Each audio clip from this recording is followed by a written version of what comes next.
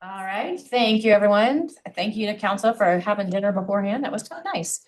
Any questions about the update agenda? Any questions about the formal meeting? All right, I'll just go through a few items for cleanup. Who wants to do the land acknowledgement tonight? I can. All right. We have a presentation on World Hearing Day. And a resolution for Women's History Month. You brought it forward, so it gets to be you unless somebody else wants to take it. All right, and then we have a public hearing that takes place in Ward 4, and there are 7 items related to that. You guys want to tag team? Sure. No, we should. It's all so just split them out. Yeah, just half them. You want to do half and half, or do you want to do alternating? Half. So yes, you want to alternate. Yeah, alternate's fine. It'll keep it interesting. All right. Who wants to do number 1? Who Take wants it. to go first? I'll go first. I don't care. All right. And then we have an action item for appointing associate judges. I can do that. All right. All right. Anything from you, Tansy? I do have one quick update and one quick question. So on tonight's agenda, you are going to authorize the appointment of a number of associate judges. This is for you mostly, Mayor. The item lists both JJ Johnson and Judge Soros on the presentation. It'll be Judge Soros giving that presentation tonight. Yes, Judge Shores, okay. And then you've been spending lots of time thinking through appointments recently. So as you know, we do have a couple of vacancies for Tashco. This is different than your reappointments you've been doing recently. So there were 2 vacancies for Tashco. There were 3 applications. And so under your policy, either the council could interview those interviews, or you could defer and ask Tashco to do those interviews and make a recommendation. We want to defer like we did the rest of them? I agree with defer. Yeah. We'll coordinate with Tashco. Nothing from me. Tammy, anything from you? Nothing from me, thanks. All right. We have some briefings, federal legislative update. And I'm gonna give the floor to Rob Colstead, Deputy City Manager, to do an update and thank our federal lobbyists for being with us. Good evening, Mayor and Council. With me tonight is John Assini from HPS, and with us in the sky, Lynn, can you hear us? Yes, I can. Lynn Yaquez from CJ Lake is online and maybe trying to unmute right now, but they're going to provide the bulk of the presentation. I'll ask them to provide a more formal introduction when we get to their section. And my section is short. I just want to provide a little bit of a background on this program, particularly for the new council members, and talk a little bit about what we're trying to cover tonight. So historically, the city has adopted a federal legislative agenda similar to the state to provide general direction to the council, to the lobbyists, to the staff on issues of priority at the federal level. And historically, each year, because we kind of work off this calendar year schedule, John and Lynn have come to provide an update of what to expect in the legislative session, and that kind of coincides with your consideration of the formal platform. And then historically, and it's been done in a variety of different ways, particularly in and following the pandemic. But historically, City Council has held meetings with our congressional delegations and relevant agencies, and those are really focused on 3 main points: advocating our interests, and to build relationships, and to learn from our delegation and agencies about programs or policies or grant opportunities that we maybe otherwise wouldn't be aware of. So we'd like to come back to that at the end and kind of talk about your preference for this year. So with that, I'm going to turn it over to Lynn and John. First, I'll pause to see if Lynn can participate, and she can chime in. I'm off mute. I don't know if you can hear me or not. Perfect. Everything's working. Thank you. Perfect. Thank you. Okay, well, I'll go ahead and get started. Yep. Thank you again for hosting Lynn and I today. We're excited to talk to you all again and give you a brief but hopefully informative update on all things going on in Washington, D.C. And of course, if there are any questions either along the way or at the conclusion of the presentation, more than happy to address them. To start off, I think that it's important to kind of set the stage on where things are in the balance of power in Washington, D.C. As many of you may know, the House has a very slim majority with 218 Republicans, 214 Democrats, and 3 vacancies. Now, this is one of the slimmest majorities that the House has experienced in some time, which makes passing legislation incredibly difficult. We are also in the second session of this Congress leading up to the first midterm for the second term of President Trump. So we do anticipate somewhat of a slower legislative cycle as the bulk of the legislation that was passed last year will really represent the significant policy wins of the Trump administration and the Republican conference. In the Senate, it's a little bit easier for senators to pass their legislation, however, not entirely. There are 53 Republicans and 47 Democrats. The 2 of those are independents that caucus with Democrats. This enables Senate Republicans to pass reconciliation measures and also confirm nominations, but it does not allow them to pass legislation that requires a 60-vote threshold under the Senate filibuster rules. That includes surface transportation reauthorization, the National Defense Authorization Act, appropriations bills, and continuing resolutions. So what this means for passing legislation is that traditional pieces of legislation, like the ones I mentioned previously, still require input from at least Senate Democrats in order to make it over the finish line, while partisan pieces of legislation, including reconciliation packages, including H.R. 1, which passed last year, can still move through the traditional partisan process. That being said, we do not anticipate a reconciliation bill moving this year. So we will likely see more of a slow go of legislation through the regular process, which requires a 60-vote threshold. We can go to the next slide. In that same vein, Congress was very active in the beginning of the year, passing 11 of 12 FY26 appropriations bills. These bills provided essentially level funding for many of the domestic policies, domestic programs that we benefit from. The only outstanding one is, of course, the Department of Homeland Security bill, which I'll get to at a later slide. But for our purposes, many of the programs that we have come to rely on either receive level funding or a significant increase. This includes the CDBG funding, the Home Investment Partnership Program for some of our housing programs, the COPS office, which our police department has come to rely on in order to hire additional police officers and receive programming, doubled their funding from about $400 million to about $800 billion for FY26. The SAFER and the AFG programs, which our fire departments have taken advantage of over the years, both received $10 million increases from FY25 to FY26. And then our DOT programs, which our transportation departments have taken advantage of, essentially receive level funding between the 2 fiscal years. We also received 2 earmarks in the FY26 bills. The first is the North Star Mobility Enhancement Project.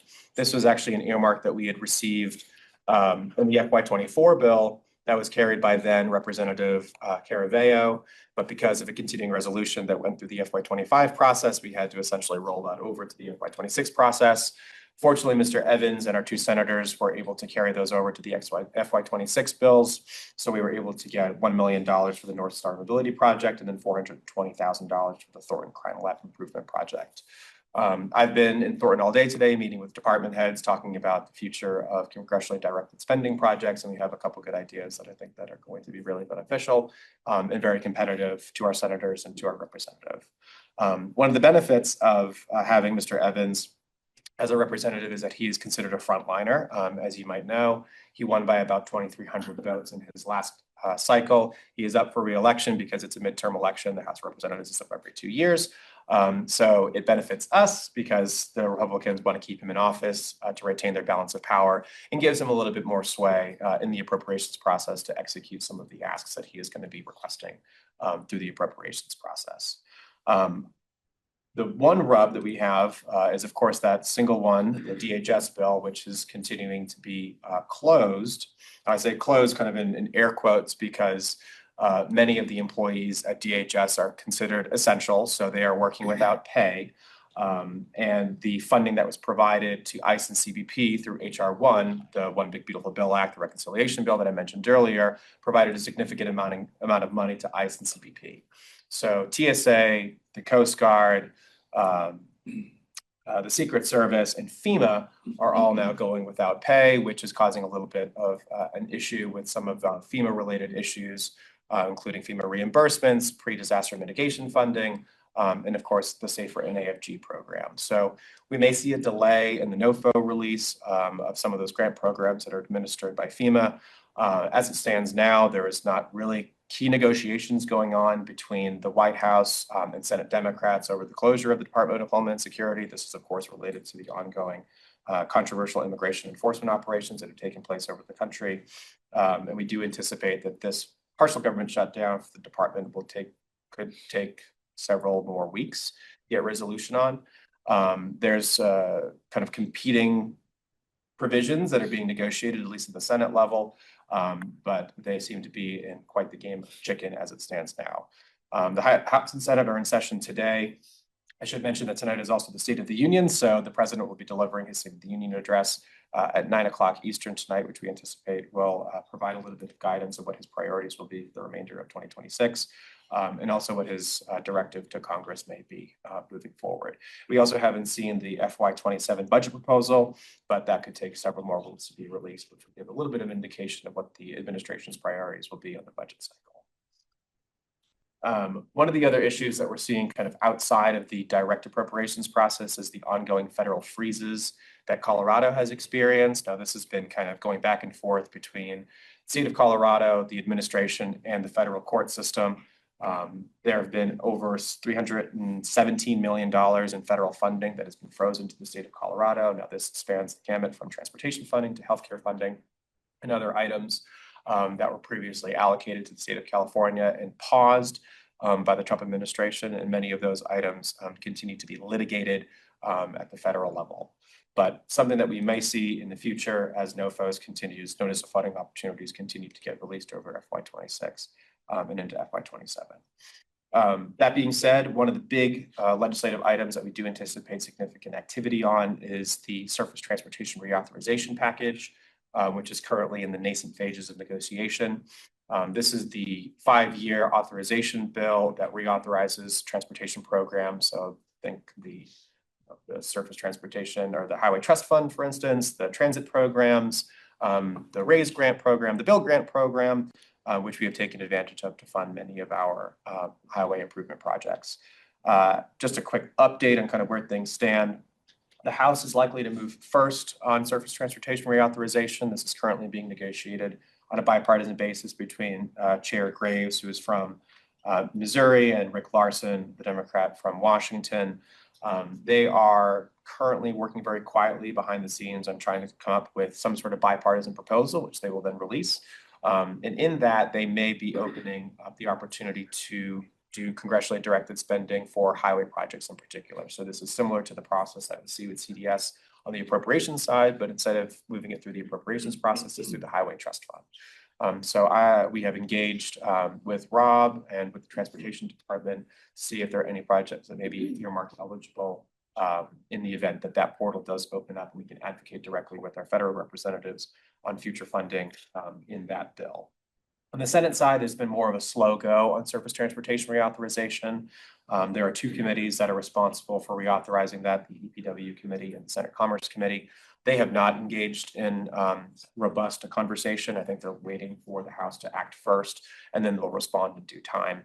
One of the outstanding issues is because of the midterm elections, the Senate Democrats in particular are a little bit more hesitant to negotiate with Republicans on getting a surface transportation reauthorization done this year because they believe that if at least one of the two chambers flips, Democrats will be in a better position to negotiate reauthorization rather than having no power as it currently stands right now. So what we might see is that instead of a full reauthorization, similar to what we saw with the IIJA, which passed during the Biden administration, you may see an extension of the current bill and then a renegotiation when or if, I'll say if, the gavels change over next year. And what that means for us is that a short-term extension would essentially keep status quo and that the formula programs would remain as they are. Funding would still remain intact, but we would just kind of be operating under the same rules that we have been under the past 5 years. In the meantime, the immediate grant opportunities under the previous bill, the IIJA, will be released likely this year, with the funding being appropriated either through the IIJA advanced appropriations, as they are the last year that we have, or through the regular appropriations process. So this means the build grant program, which is for large projects, but it also means for the mega grants and the infra grants, which we have applied to and have been successful in years past.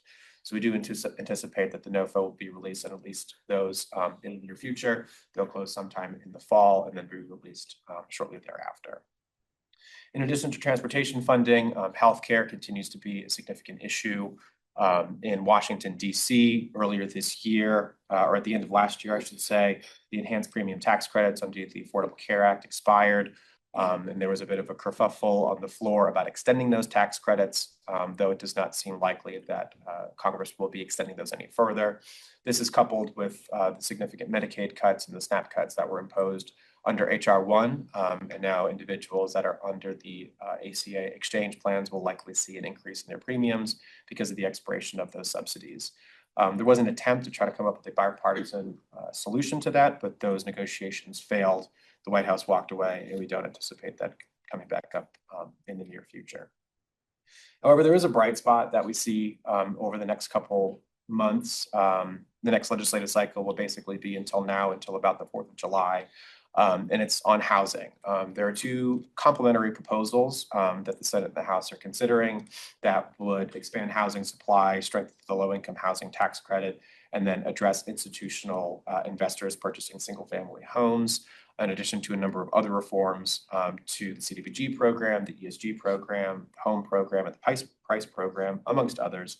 The Senate has the Road to Housing Act, which is a bipartisan product that was produced by Senator Scott of South Carolina and Senator Warren of Massachusetts. That is likely to see some sort of activity in the near future, as it is a very exciting topic in Congress. It's a topic that most constituents have been complaining about, as we can fully understand. And then the House has the Housing for 21st Century Act, which is a complementary piece of legislation. We do anticipate that this will see some sort of legislative activity, but it's not yet clear if the House and the Senate will be able to come together in bipartisan approval, and of course, get the approval of the White House to get it over the finish line. The National League of Cities, other associations, NACO, and us included, have been really pushing for legislators to get on board with this legislation and do something on affordability, because it just seems to be a perennial issue that Congress needs to step in and take significant action on. But essentially, the bottom line for us is governing continues to be a little fragile and a little volatile, but it only means that advocacy from the local side to the federal side remains all the more important as issues change with day to day. It's critical that stakeholders such as you and communities like ours continue to have our voices heard on the priorities that we care about most, the programs that benefit us, and the projects that are necessary to keep our community going. So I'll open up the floor for questions, and of course, let Lynn step in if there's anything that I may have missed, but I don't want to bore you too much with the minutia. Chris? You just briefly mentioned some changes to the ability for institutional investors for their ability to acquire more properties. Do you know any of the details of that? So that's being negotiated right now between the White House and the Senate. One of the provisions that the White House has been pushing for is a provision to be included on institutional investors, and they're trading text back and forth about what that could potentially look like. But it's been a particular request of the White House that be included for them to support the bill overall. Sure. Thanks, John, for presentation. We're going to be, as you know, in DC in March, and I think there's a It'll be my first time going as a council member, and I'm sure there's lots to learn, but are you able, or is it part of already the plan that give us like some talking points or action points to make sure we're like engaging on the right, these things? We have like our day on the hill. So is this for our fly-in or is this? No, this is for the National League of Cities Conference. Okay, so typically that's handled by the National League of Cities. They'll give you their talking points, but I can work with Rob to come up with individualized talking points. So I mean, there are a couple of neat things that are Thornton Thornton specific specific. that we could maybe rehash with them. Yeah, absolutely. And I think it's important for us to kind of have our own talking points instead of going directly off of the associations. So I'm more than happy to work with you, to work with Rob on crafting those so that you feel prepared going into it, since it will be your first time in DC and you may need a little, additional education on that. I'm also happy to meet with you directly before the National League of Cities fly-in so that we can kind of talk through some of the points and also discuss a little bit of history that we talked about with members in the past. Thank you. We'll also be planning for the entire council to go, and they're available to just ourselves to lobby, because then we can be much more intentional about the asks. Because you're going to be competing with other cities in Colorado, other states as well. And there's a lot of time taken from our legislators where we go and specifically talk Thornton with members of different departments and our elected officials. Makes sense. We can decide like who carries a sledgehammer, who Yes, carries a pitchfork. Yeah. absolutely. Justin? Yeah, I thought I heard you mention in the discussion about the housing bills that are up for talk about low income housing tax credits. Could you expand on that a little bit? What's on the table with those? Are they talking about expanding them or? The overall conversation is to develop additional resources for local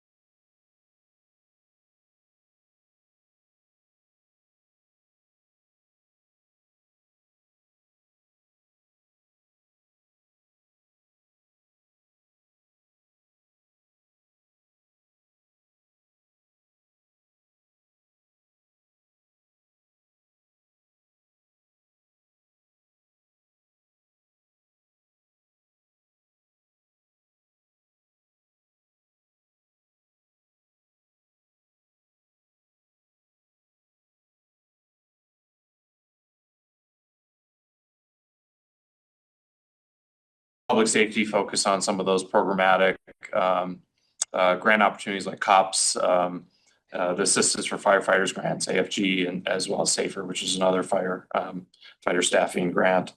Water security focuses on water quality issues, with again an emphasis on PFAS and a little bit on Rocky Flats. Housing, as John mentioned, talks about some of those programs as well as CVG and home programs, continued funding there. And then sustainability and looks at funding and the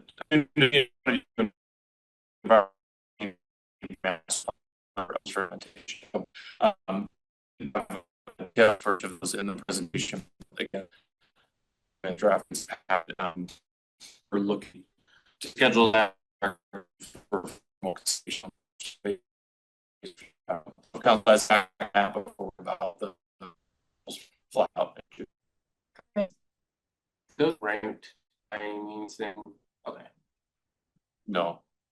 do think, when we go to, when council's gone to DC historically, particularly with the delegation, since time is limited, we will at times prioritize what's the most important thing to to talk about in that short period, in that short period of time. But no, these are not ranked in any sort of priority order. Justin? Well, I mentioned it when we talked about state priorities, adding the older prioritization for seniors and older residents. I think we should do it here with the federal agenda as well for the same reasons. I think it's above. And I think there's even more opportunity for potential gains on that, since I mentioned the Older Americans Act, and that is kind of the source of a lot of funding that comes to our state that gets distributed to the area agencies on aging. And I think that we should be consistent and advocate for that, for the same reasons I listed last time. Yeah, John and I had a chance to connect and we kind of thought that may come up, and John had, I think, a little bit of time to talk about what we would focus on in that platform. So if council is interested in that, I think we could put together, similar to the state, kind of a policy background and specific asks. I don't know if you wanted to talk about anything in the Older Americans Act. Yeah, sure. So as you know, just provide significant amount of funding as a Medicaid program for older Americans and for Medicare and Social Security. Now, on the discretionary side, there have been some questions about Older Americans Act funding, which is held last. So this is Meals on Wheels funding. This is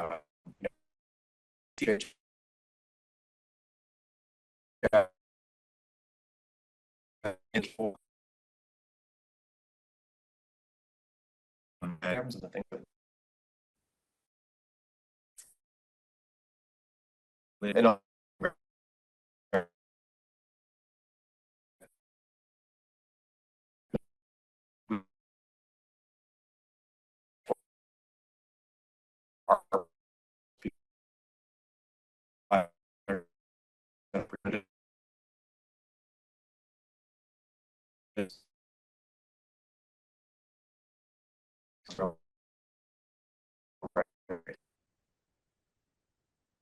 Any other?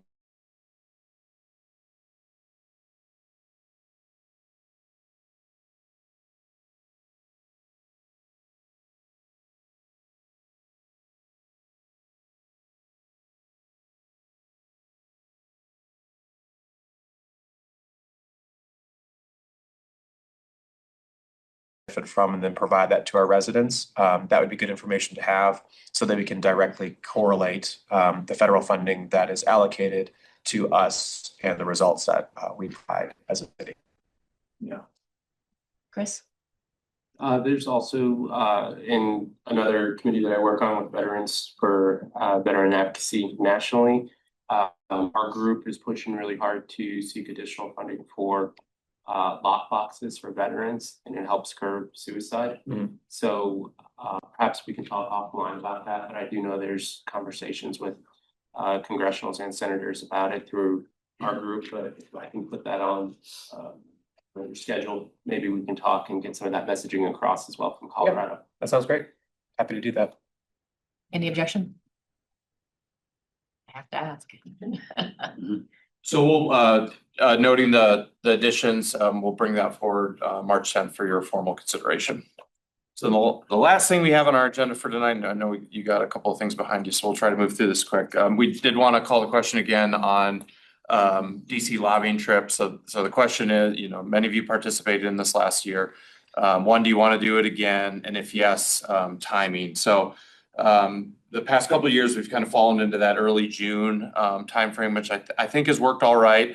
It's been a little jam trying to get everything in on Thursday since most of them get out on Friday, but that seemed to work okay. We've highlighted some potential dates up there. I will say you all, I think, have some degree of conflict with the council calendar on almost all of those dates. What do we got? We got Walk in the Wards on the first May date. We've got community meeting the second day. There's specific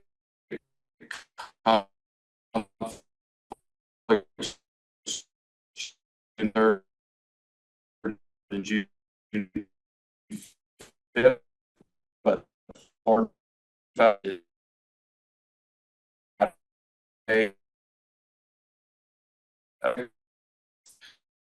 and rid the bills, the bills told. There's nothing doing that we have. Not include this. Say that I think this is a time from BSC standpoint. Sorry.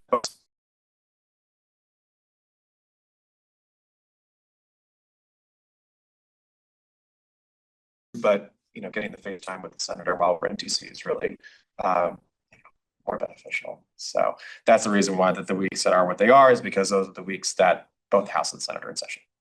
Sure. Yeah, I actually had I think it's exciting to think about doing a lobbying trip like that, but I'm curious for those who've gone, what was the experience like?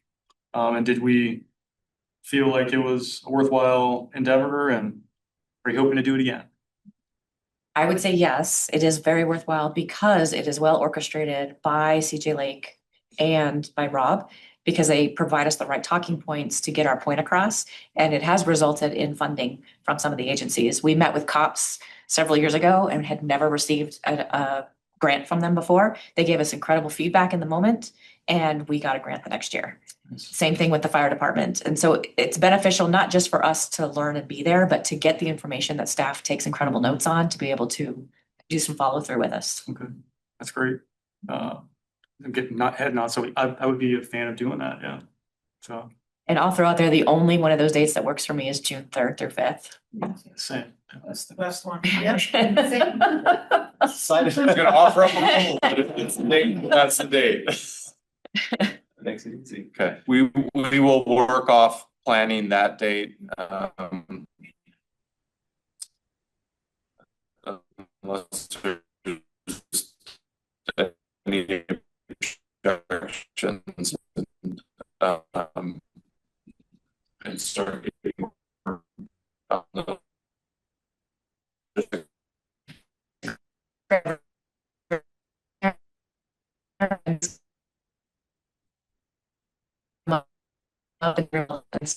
If different date ends up being better, I just won't be able to go. So. But I guess we'll start with that. That's it.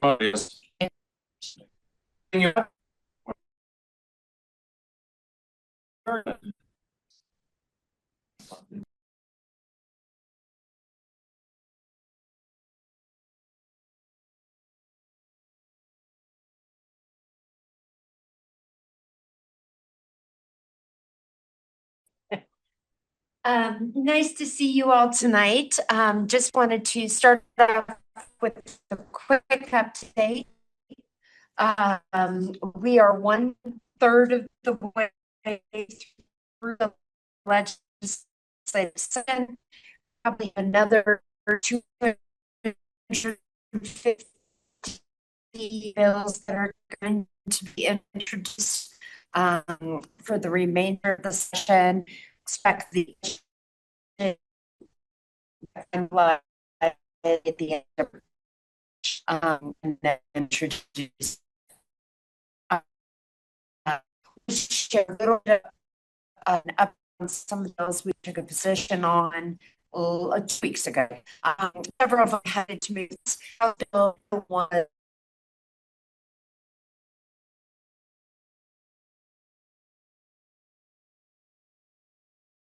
expecting some additional discussions and potential amendments on that. So we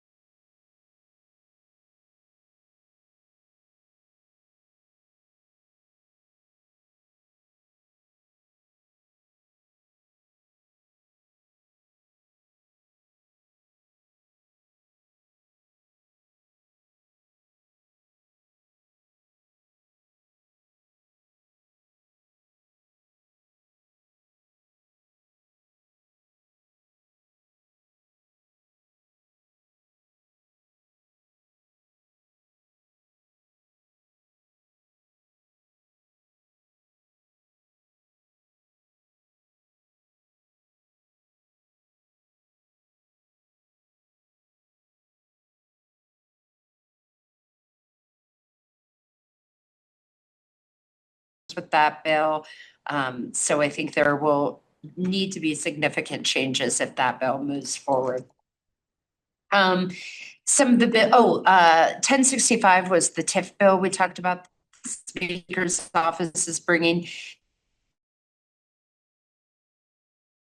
There were like 10 amendments that were brought on version that incorporates those amendments as soon as it's available. And we can reevaluate it and look at it at that point.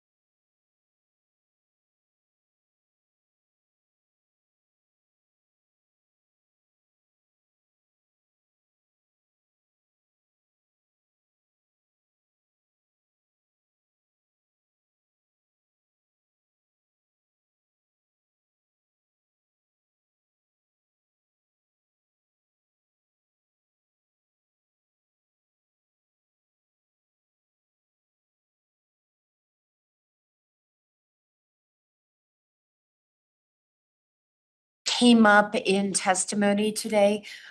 Rep. Bass-Necker, who has run this sort of legislation in the past, talked about that there is a requirement that the fines be used to repair the problem before there can be any increase related to this or not to a homeowner or a renter. So that is that was discussed on record today. It is pretty clear in the bill that it cannot be passed on to folks. Any of those fines can be. So I think, and I talked with both Rep. Phillips and CDPHE, and they both told me the same thing on that as well. So I think we've probably circled the wagons on that issue. Okay, well, given that update, I would suggest that we change our position from amend to support. So it's, the request of what we asked was not added, but the bill says we're not, that they can't charge the. It's in the language already. Oh, the Our language that- amendment was already included in it. To say that the fine, give me a moment, get that the fine is going to cover the cost of the repairs. That the fine will not be passed on. Right, but I think our amendment was to have the fine cover the cost of repairs. Well, they said that the fine cannot be, you can't specifically say it for that, but you can say repairs must be done before there can be any increase to the renter. Okay. So those fines have to be used to cover that before there can be any increase for the rent, if that makes sense. Roberta? So is that gonna be before yearly increases? Because they increase every year. So how will the renters know if the increases that they get on a yearly basis are not including repairs and things like that they have to? Because I think to a certain extent repairs are justifiable, but where it gets tricky is like, you know, you'll talk to a resident in a mobile home park and they'll be like, it went up a whole $100 this year. So like, how do folks know exactly what the increases are to not know that the fines aren't being included in those increases?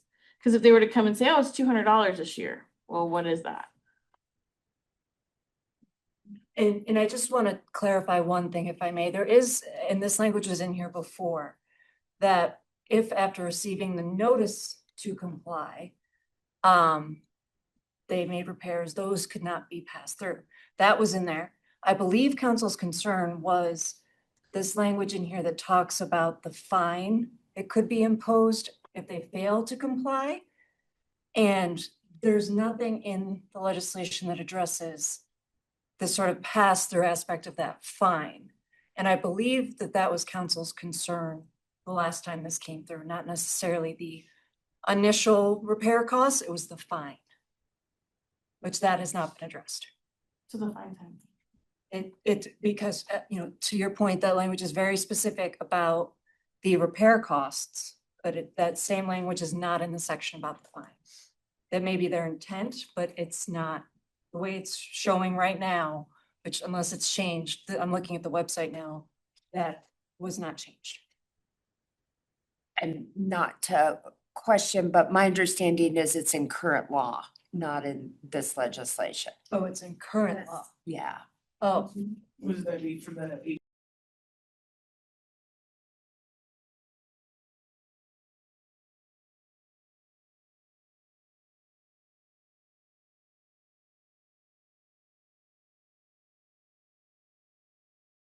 So to summarize, then that passing the fines is prohibited currently by state law. So that's not something we should be. That is my concerned with this understanding bill. from in CDPHE and Rep. Okay. Phillips. all right, I can double check that quick too.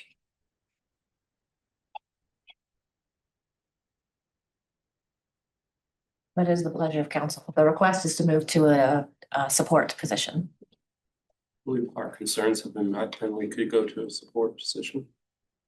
I agree. I agree. Anyone else?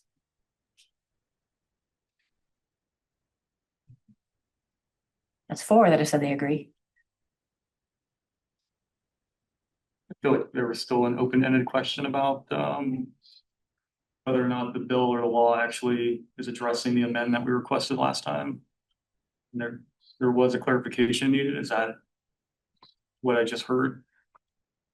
So I don't think we picked up on what the mayor shared, that there was some requested amendments specific to allocating, if I understand, Mayor, allocating whatever fines come out of this program are earmarked to basically infrastructure improvements. Is that the requested Correct. To amendment? address what caused the fine.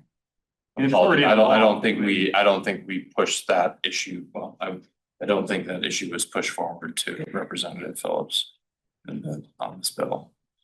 Isn't that the piece that's in there already? The piece that's in there is that they can't pass on to homeowners the not it, I don't think it's the fines can't be passed on to the homeowners, yeah. It's the remediation costs. I'm checking on the fine stuff right now. Just to clarify and maybe restate this a different way, so it'll be a state fine, the revenues from the fine will go to the state, and I think the proposal is that the state in some way allocate fines That from in lieu this of the program. fine, it goes towards the repairs. Like the fine is there, but that fine can go towards the repairs. That way it's not money sitting in the state's coffers, it's actually going to fix the issue that the residents are dealing with. And are they talking about the current language in 28 or 25-8-1007 that talks about the fund, that any fines go into a fund? That is the language that is currently in the statute that says if there's a fine, and this is previous legislation, not the one that is making its way through now. It says that the fines go into a fund with the state to go towards these types of repairs. So that is in the legislation that was passed. They can use that fund to be reimbursed for the repairs, I essentially. believe so, yes. So that is in existing legislation. Okay. With that, I'm okay to support then.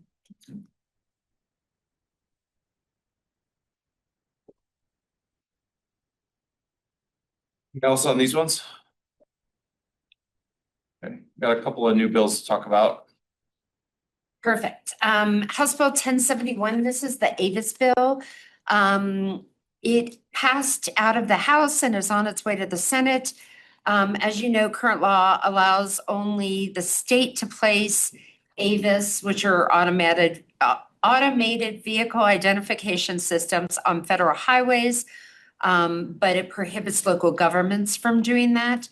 This bill removes that prohibition and allows counties, cities, municipalities to locate Avis on interstate highways to detect traffic violations. The bill maintains existing conditions and limitations on Avis use. Tons of support from various local governments. Motor carriers are the only folks that I saw that were opposing at this point. And like I said, it's already passed out of the House and will next be heard in the Senate. And just to clarify, this is completely separate than the license plate reader discussion that we talked about.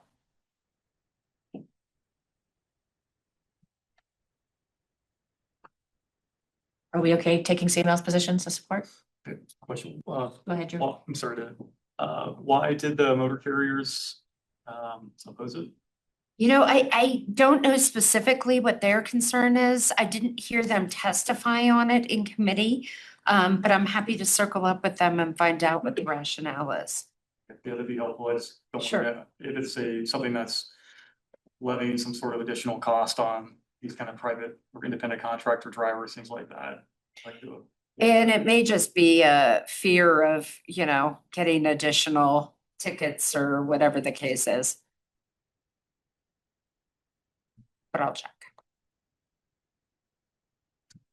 Any objection to support?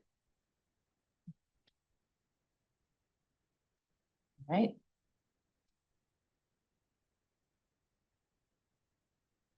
Okay, so that's a support position on that one? Right. Okay, perfect. 1202 mandates that DOLA present a comprehensive proposal for a statewide homelessness strategy by 2027. It includes identification of service gaps, state housing resources, and recommendations for collaboration and funding. It authorizes local governments to form special districts called multi-jurisdictional homelessness response authorities, and can levy sales tax, subject to voter approval, can issue bonds and coordinate regional strategies. The bill also allows counties to designate a portion of real estate document fees to develop, preserve, or acquire affordable housing for individuals experiencing homelessness. This bill has no opposition at this point, and has broad support. It's going to be in House Transportation on March 3rd. Any questions on this one? Go ahead, Drew. I definitely support the mission of this bill. I do have some concerns about, anybody mentions the word tax or the potential to create a taxing authority and to give additional opportunities to levy a tax. That's my only concern with it, but the intent of it is something I support. Any other thoughts? Are we okay with that approach? All right, Mark, okay. 1138, this is the Retail Theft Prevention Advisory Board. It consists of law enforcement, prosecutors, government officials, and retail representatives to oversee a grant program for combating organized retail theft of 2,000 or more and gift card fraud. The grant program will provide funding to eligible law enforcement agencies, DAs, and task forces for investigation, prosecution, training, and prevention. The AG's office must report annually on grant recipients and outcomes as well as trends. This is supported by CML and various municipalities. It will be in the House Judiciary Committee on March 10th. Any questions on that one? Any objection to supporting with CML? Perfect. All right. Okay, Senate Bill 24, this is the drones legislation that puts a framework in place for operations in Colorado by authorizing individuals to operate drones recreationally and businesses to operate them commercially when in compliance with state and federal law. It prohibits state and local governments from requiring drone registration beyond federal requirements and from regulating most aspects of drone ownership, operation, design, qualification, and airspace use. State and local governments retain limited authority to regulate drones they own and operate themselves, and to control launches and landing on property they own. And this bill has been opposed by various local governments and CML. It's going to be in the local government committee tomorrow. Since this goes against our local control issue, do you want to join CML and oppose? The objection? No objection. All right. Okay, and then the last one that we have is Senate Bill 112. This is failure to appear. As you recall, last year there was legislation on failure to appear. It didn't really get off the ground. CML brought it. This year's bill, Senator Zamori Wilson is bringing it. She is going to actually do a strike below and add in that 2025 language. It removes the provision that if defense counsel shows up to a hearing, but the defendant doesn't, that doesn't count as a failure to appear. It also addresses after the Camp decision where the Colorado Supreme Court said that you have to remove specific crime pieces because municipalities can't have a tougher penalty when compared to a state crime. And they're likely to also change the failure to appear so that you would have to have 3 failure to appears instead of 2 for this to kick in. The bill is currently opposed by the Colorado Freedom Fund and the Center for Law and Policy. I think once they add in that CML language, we'll start to see more municipalities support the bill. And it's in Senate Judiciary, doesn't have a date yet. So we haven't had a chance to connect with the judge on the, particularly on the strike below, but we did want to bring this one to your attention since it was I think something that I believe council took a support position on the similar one last year. So I think we probably have time to wait on this one if you want to, but wanted to make sure you're aware of that it's out there and we're keeping an eye on it. You okay still watching it? And confirm with the judge? Yeah. All right. So that's a list of bills that we brought up for this week. If you saw in your packet, we included and will endeavor to include at each of the following updates, the bill summary. We're tracking, I think, 100 some bills at this point, but again, are trying to bring you the high priority ones. Having said that, is there other legislation that you're aware of that you want to talk about or put on our radar? Drew? I think there are a few ALPR related bills that are out there and things that are related to just our police and public safety. Is there a way to consolidate maybe all of those that are all kind of around the same topic and maybe discuss that in more depth and to try to take a position on them?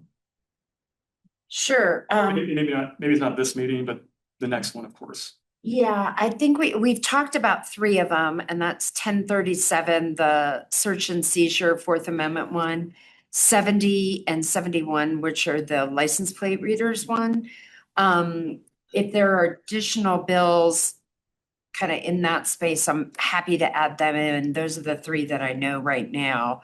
And happy to have more discussion around any of those for sure. Yeah, I'm wondering, because I don't fully understand like the implications of those bills, like our police department. Yeah. And their ability to solve crime and protect our city. So if there are things that are limiting their ability to do that, I think it would be important for us to discuss and find an opposition or oppose on those things. So I know we've kind of touched them, we kind of touch on them like in between other bills. And so it would be helpful for me, I know, maybe others, to just consolidate all of that into one discussion. Thank you. Chris, then Justin. One that was in the summary that I would maybe like to follow would be 1106, the eviction protections for tenants. I personally have some issues with that, and specifically around limiting the daily case scheduling. I think that's going to create backlogs and then take that process a little bit longer.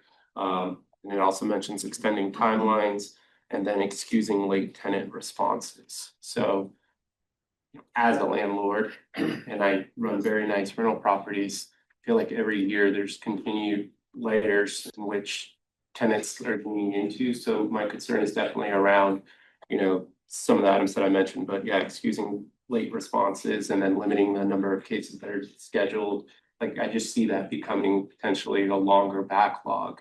And it is a very expensive process for landlords already, so perhaps there's an amendment opportunity on there, because I also do support tenants and, understanding their difficult times, but how much is too much, in my opinion. And so if you could bring that back, and then maybe we could take position on that after looking at that more closely. You bet. Happy to. Any objection from council? Anything else, Chris? That's Justin? Yeah, a couple of bills that I heard, I'm not even sure one of them has been introduced yet, but I know that there is pending legislation on. I actually think there's two bills on data centers, and they're completely opposite. There are. I think that we should discuss them because we've had interest in the past from developers who are interested in putting data centers in Thornton. We obviously don't have any projects right now, but the interest has been there in the past, and I think it would be good to at least learn more about what's going on with both of those bills and understand how that might impact our ability. I think the big data centers are a big controversial topic. On one hand, I've heard they can generate a lot of sales tax revenue for cities that are dependent on sales tax, like Colorado cities. And on the other hand, they can be very popular with the neighborhoods and residents that live nearby. So I think it'd be good to talk about that. And then the other one that I've heard a lot about on the news is the bill that supposedly would be legalizing prostitution statewide. And that sounds pretty absurd when I hear about it. I'd like to learn more about it because I have no idea what the aim is and what they're trying to do. So as a city in Colorado that would Local impact us. control concern, I have lots of questions on. Yeah, we would be I able to never thought limit. that would be on the table this year, but I think that we should talk about it. It has very little support. We talked about it in CML. Okay. It's ain't going anywhere. Well, if it's dead, but Everybody feels pretty much the same, but it was one thing, but now it's going too far. if it's still on the table, then I think we should talk about it. Make it a ballot question. That scares me. Right. Valid point. I'm glad you brought up CML. They had their annual workshop last week. They talked about at least two data center bills that have been introduced. They talked about the prostitution bill, and so we can bring back, assuming they're still alive in 2 weeks, bring back that information. They also talked a lot about home rule and just kind of the ongoing challenges from a legislative intent and the challenges of home rule. And I will tell you just real quick on those data center bills, there is one data center bill that is maybe perceived as the more business friendly one, but there's a lot of folks in business that still have concern with that bill. So there would need to be significant amendments for that one to move forward. It's got a fiscal note. How do we create incentives in this kind of budget atmosphere? The other one requires renewable energy to be used for not just data centers, but other large load facilities. And defining so- large load is 30 megawatts, Yeah. which is nothing. Right. Petite load facilities. So there are competing bills, whether either of them move forward, I don't know at this point. But I will get more information for you for next meeting. Devin? I went back through the thing I didn't see on there, but Bill 1037, the ban of government purchase of personal data from third party. I think this is one we should definitely be looking at from an opposed perspective for law enforcement side of things, because the third party stuff, there's a lot of tools out there law enforcement and other agencies use in order to find out a lot of information that's out there. It's literally one of the things my company does, so that's one of the reasons behind this. But law enforcement depends on this a lot, so I think from a city perspective and a criminal perspective, I think it's really good for us to oppose this. Absolutely. And I think right now, I know the bill sponsor has amendments to try to hone in on consumer data. But I still think that bill's got a uphill battle to get out of committee. Yeah, I mean, it looks very vague because it's like some of the stuff is like even consumer data With an email address, you can do a lot, and that would limit the government a lot if you can't even get an email address, because that's considered personal data. We've definitely been watching that one, and our kind of approach has been to wait and see how some of this stuff shakes out, and it may die a natural death. Do you want us to bring that back for just, do you guys want to talk about that? We'll add that one to the list. We even talked about doing it tonight, but. Yeah. Late. Yeah. I think to amend my earlier request, it's that is a part of that, anything Yep. that's really affecting law enforcement's ability to do their job. That's right. Yeah, I think this bill and that 70 and 71 are really tied together. Tammy?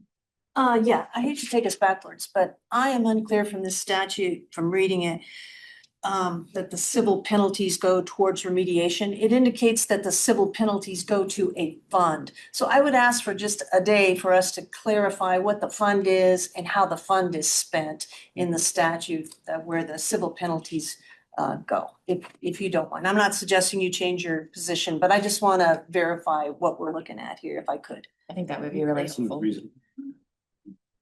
Roberta? Whichever bills come back, can we please get the information about which organizations besides just cities and CML are supporting or opposing the Yeah. specific bills that other folks have brought to the table?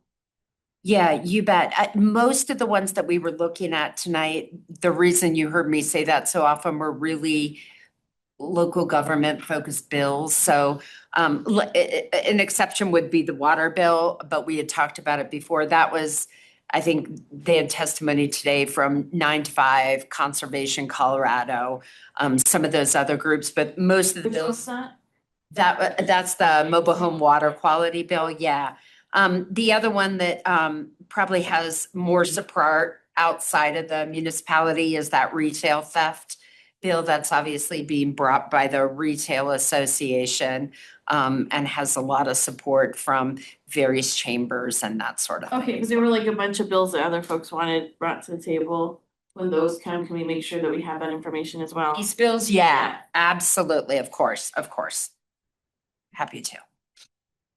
Any other items for this topic? Thank you so much. I know you are busy at the Capitol. 1/3 of the way through though. I know. Right, next is our grant program update. Thank you. We have about 11 minutes. Now, Becca Abrahamson will be coming up. She will move quickly. This is mostly a very quick update. So as returning council members will remember, we have moved to a more proactive both staffing model and planning model around grants. And so Becca's just going to give a very quick update. Yes. Good evening, Mayor and City Council. I will be as fast as possible. So again, just a quick update on the city's grant seeking efforts throughout 2025. I'll talk about our strategic grant plan, which is a tool that we use. I'll talk a bit about how we measure success of the program. And then I have a 2025 specific update and some highlights to share. So like I mentioned, the strategic grant plan is a tool that we use. So it's a document that outlines specific grant opportunities and it matches them up with upcoming projects that we know are a priority for the city. And so our objectives by outlining this information is to, again, make sure that we're aligning the programs that we go after with projects that we know are important to us and to the community, and to improve our overall grant readiness. So give ourselves time to prepare a really successful application and be ultimately as competitive as possible. And then also kind of to provide a framework for how we actually measure our success and how we kind of evaluate our work throughout the year. So our annual process to begin developing the strategic grant plan, we work with the departments. Again, we identify the programs that we want to apply for in the next year, and we try and match those up as best we can with upcoming projects. It is really important to remain flexible throughout the year, even if something is not in the plan. We know that new programs come up all the time, and we want to make sure that we're still able to take advantage of those opportunities when they arise. So we're constantly on the lookout for anything that we didn't originally identify in the plan. And then as the year goes, we're keeping an eye on deadlines. We're trying to do as much pre-work as possible to make sure these projects are shovel ready And again, make sure our applications are competitive. Then we're submitting applications, and then as we get funding decisions, then we're going back to grantors and seeking feedback from them on how we can make future applications stronger, and otherwise just take away some lessons learned from any applications that we do submit. And then lastly, we evaluate our success. So how did we do over the last year? And I'll get more into what that looks like. So first of all, it's important to define what is success. So first of all, and probably most obviously, we do want to increase our overall grant funding that's coming into the city to support projects in the community and programs in the community. We also, again, want to improve our grant application readiness. So this is enabling us to put together stronger applications. And then we also want to make sure that grants are aligned with the new 5-year strategic plan. Metrics that we use to track these items. So first one, again, is fairly self-explanatory. We're tracking the amount of grant funding we actually bring into the city. We also track our application success rate. So percent of applications awarded versus denied in any given year. And then we're also tracking total number of applications submitted and total dollars applied for. New this year, back to the strategic plan, we're also going to be tracking how many of these projects we can directly link to strategic plan focus areas. So this is kind of a look back over the last couple of years. The top chart is the number of applications that we've submitted annually. So that's kind of steadily increasing. And then the bottom chart is the amount awarded by year. Couple spikes here. 2022 there was a DRCOG Transportation Improvement Program call for projects in that year. So we got several $1 million through that program. And then in 2024, huge spike, that was thanks to the $25 million RAISE grant that the infrastructure department got for the 104th widening project. And then specifically diving into 2025, in the green, kind of on the left-hand side there, we were denied 35% of the applications that we submitted. And so that's 18 applications for a total of 15.5 million. But on the flip side, we were awarded 65% of our applications. So 33 applications, total of 10.7 million. We do have a couple applications still pending. So there are 4 out there. We could potentially get up to another $980,000, fingers crossed. And then we submitted a total of 55 applications throughout the year and requested $28.5 million. And then this is just a quick summary of some highlights, various programs and projects that benefited from grant funding in 2025. So really a wide variety. This is not all of them, but just kind of a select few highlights. Okay, and that's it. I went through that really, really fast, but if you have any questions or feedback, I'd love to provide more information. Any questions? No, this was really great. I very much appreciate it because I know this is something that we've all been interested in for years. And so to have that data really helps us all. All right. We have 6 minutes.